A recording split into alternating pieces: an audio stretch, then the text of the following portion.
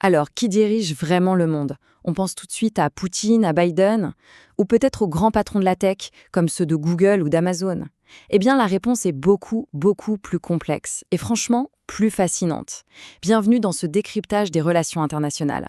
Ensemble, on va essayer de comprendre les véritables règles du jeu qui façonnent notre monde. On a tous déjà entendu cette phrase « Aucun homme n'est une île ». Mais est-ce que ça s'applique aussi aux pays? Est-ce qu'un pays, aujourd'hui, peut vraiment s'isoler et décider de tout, tout seul? Pensez-y. Avec les pandémies, le changement climatique, les réseaux sociaux qui connectent la planète entière, la question est plus pertinente que jamais. En fait, c'est la grande question qui se cache derrière presque chaque titre de l'actualité. Et la vérité, c'est que les relations internationales, eh bien, elles sont partout. Vraiment, partout, tout le temps. Le smartphone qu'on a dans la poche, le café qu'on boit le matin, tout ça, c'est le résultat d'une chaîne hyper complexe d'interactions mondiales.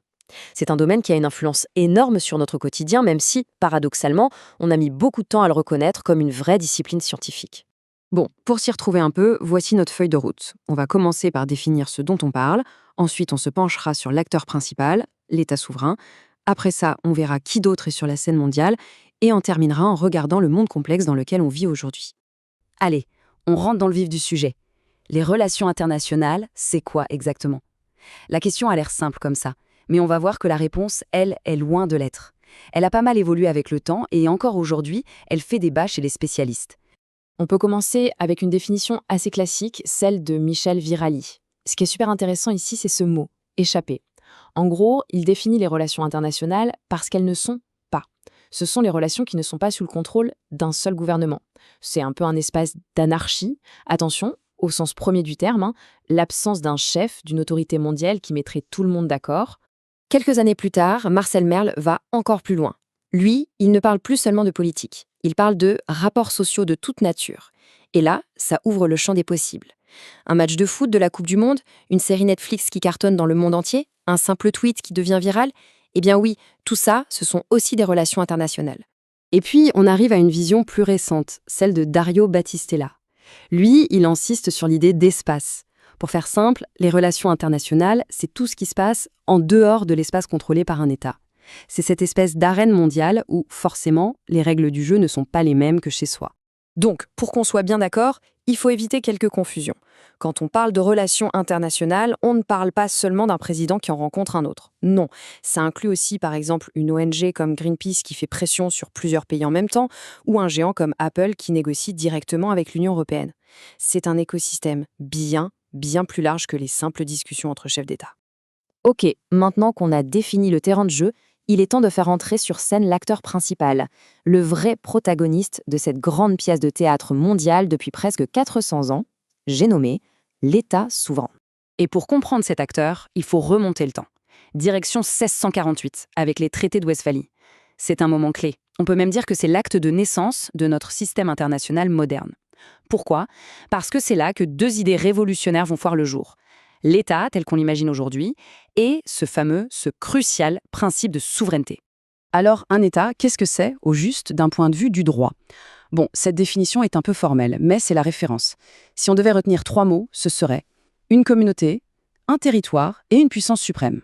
Et le point essentiel, vraiment, c'est que ces 3 éléments ne peuvent pas être séparés. Il faut un territoire, une population et un gouvernement qui a un réel pouvoir. Si un seul de ces 3 éléments manque, eh bien ce n'est plus un État au sens du droit international. Pensez par exemple à des régions en pleine guerre civile où le gouvernement a perdu le contrôle d'une partie du pays. Dans ces cas-là, leur statut même d'État peut être remis en question. Et ça nous amène à la souveraineté. C'est vraiment la caractéristique essentielle de l'État. C'est un peu comme une pièce de monnaie, avec 2 faces. D'un côté, il y a la souveraineté interne, ça veut dire que l'État est le seul maître à bord sur son territoire. De l'autre côté, il y a la souveraineté externe. Ça veut dire que sur la scène mondiale, l'État est son propre patron. Il est l'égal des autres États et en théorie, personne ne peut lui dire ce qu'il doit faire. Mais attention, si l'État est l'acteur principal, il est très loin d'être le seul sur scène. En fait, aujourd'hui, cette scène est complètement bondée. Il y a du monde partout. Ce schéma donne une bonne idée de qui est en jeu. On peut diviser tout ce monde en 2 grandes familles. D'un côté, les acteurs publics, les États bien sûr, mais aussi ce qu'on pourrait appeler des clubs d'États, comme l'ONU ou l'Union européenne. Et de l'autre côté, et ça c'est un point absolument crucial aujourd'hui, on a les acteurs privés. On parle des ONG comme Médecins sans frontières, des géants économiques comme Google, qui sont parfois plus puissants que certains pays, et même des individus. Pensez aux hacktivistes ou aux lanceurs d'alerte. Et toute cette foule d'acteurs, ça nous amène directement au monde d'aujourd'hui. Un monde qui est passé d'un grand duel, un face-à-face entre deux superpuissances, à quoi au juste? À une sorte de grand chaos où chacun semble jouer sa propre partition. Il faut se souvenir que pendant plus de 40 ans, le monde était ce qu'on appelle bipolaire.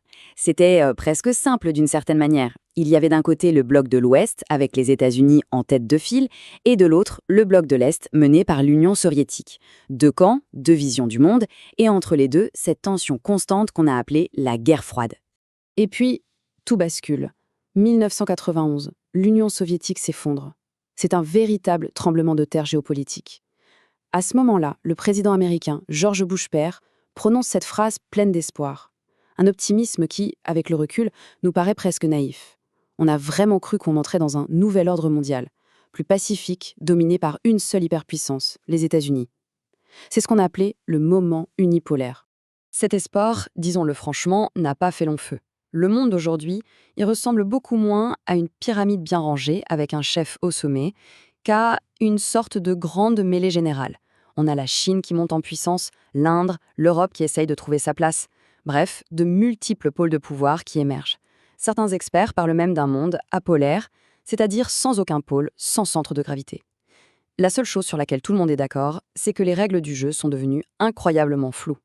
Et tout ça, ça nous ramène pile à notre question de départ. Si le monde n'est plus dirigé par deux superpuissances, et qu'il n'est même plus dirigé par une seule, si la scène est surpeuplée d'acteurs qui tirent chacun dans leur direction, alors, qui est vraiment aux commandes? Qui tire les ficelles?